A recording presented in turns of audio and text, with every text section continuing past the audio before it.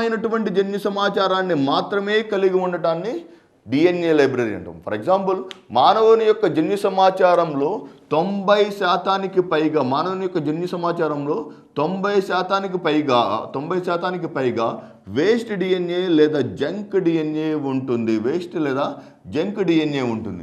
ఈ junk DNA లేదా అవసరం లేనటువంటి జన్యు సమాచారం కూడా మానవుని యొక్క శరీరంలో ఉంటుంది. ఈ అవసరం లేనటువంటి జన్యు సమాచారాన్ని వేస్ట్ డిఎన్ఏ అండి. ఆ వేస్ట్ డిఎన్ఏ తొలగించబడిన తరువాత ఏర్పడింది కనుక దాన్ని డిఎన్ఏ లైబ్రరీ లేదా సిడిఎన్ఏ లైబ్రరీ లేదా సిడిఎన్ఏ అని అంటారు. అంటే ఈ కాంప్లిమెంటరీ డిఎన్ఏ ఒక నిర్దిష్టమైనటువంటి అవసరమైనటువంటి జన్యు సమాచారాన్ని మాత్రమే కలిగి ఉంటుంది కనుక దాన్ని డిఎన్ఏ లైబ్రరీ లేదా సిడిఎన్ఏ లేదా కాంప్లిమెంటరీ డిఎన్ఏ అని అంటారు. ఇది మెసెంజర్ ఆర్ఎన్ఏ. టీఆర్ఎన్ఏ అంటే కేంద్రకం నుంచి జన్యు సమాచారాన్ని రైబోసోముల వరకు జన్యు సమాచారాన్ని తీసుకువెళ్ళేదాన్ని ట్రాన్స్ఫర్ ఆర్ఎన్ఏ అని అంటారు. ఆర్ఆర్ఎన్ఏ లేదా రైబోసోమల్ ఆర్ఎన్ఏ రైబోసోమ్ యొక్క రైబోసోమ్ మీద అమరినటువంటి రైబోసోముల మీదకు వచ్చి వాలిన తర్వాత ఈ టీఆర్ఎన్ఏను రైబోసోమల్ ఆర్ఎన్ఏ అని అంటారు. రైబోసోమల్ ఆర్ఎన్ఏ అని అంటారు.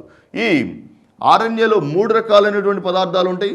ఫాస్ఫేట్ అణువులు ఉంటాయి. మనకి డిఎన్ఏలో ఎలాగైతే ఫాస్ఫేట్ అణువు ఉందో ఆర్ఎన్ఏలో కూడా ఫాస్ఫేట్ అణువు ఉంటుంది. డిఎన్ఏలో ఎలాగైతే డిఆక్సిరైబోస్ చక్కెర ఉందో ఇక్కడ ఆర్ఎన్ఏలో మాత్రం రైబోస్ చక్కెర ఉంటుంది.